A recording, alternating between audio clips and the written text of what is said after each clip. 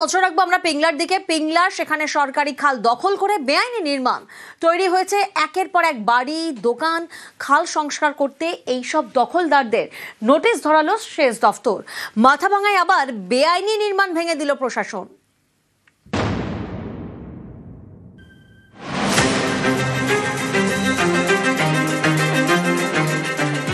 এটা সেচ দপ্তরের খাল, এলাকার জল নিকাশির বড় ভরসা।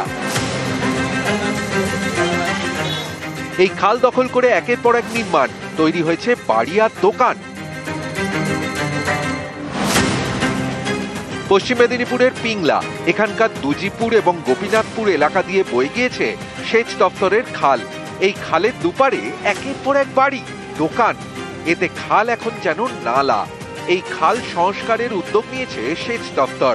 এর জন্য 100-রও বেশি বাসিন্দাকে নোটিশ ধরিয়েছে। এতেই বিপাকে পড়েছেন অনেকেই। দীর্ঘ আমরা আজকে 50 বছর বাবদ এই বাজার কেলেনের উপর নির্ভরশীল, যারা 240টা দোকান আছে আমাদের বাজারে। হঠাৎ করে সরকার আমাদের হাতে একটা করে নোটিশ ধরিয়ে দিচ্ছে যে এই এক সপ্তাহের মধ্যে দোকান ভেঙে তুলতে হবে, কেলেন সংস্কার হবে। তো আমরাও চাই কেলেন সংস্কার হোক, জল ব্যবস্থা থাকুক, সবকিছু থাকুক। এই যে 240 জন ব্যবসায়ী বেকার ছিল, আমরা কোথায় যাব? আমাদের পুনর্বাসনের ব্যবস্থা করুক, আমরা অবশ্যই সহযোগিতা করবো।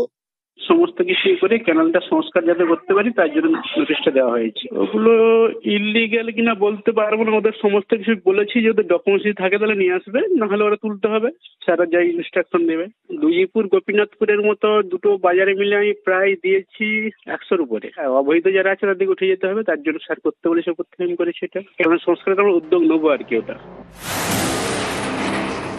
কোচবিহারের মাথাভাঙা, এখানকার 55 মোড়ের কাছে কৃষক বাজার। এই বাজারের মূল গেটের সামনে তৈরি করা হচ্ছিল একটি কংক্রিটের দোকান।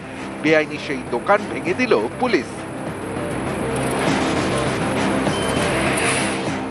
মালটাল তোলা হয়নি, দোকান তৈরি হচ্ছিল আর কি, করতেছে কিছু একটা দোকান থেকে শুরু করছে মোটামুটি বছর 3 থেকে। তো আজকে দোকানটা কারা ভেঙে দিল? আজকে পুলিশ প্রশাসন থেকে ভাঙলো। হ্যাঁ, অবৈধভাবে দোকানটা করছিল। পিংলা থেকে দিগ্বিজয় মাহালি এবং মাথাভাঙা থেকে রাজেশ দাস, নিউজ 18 বাংলা।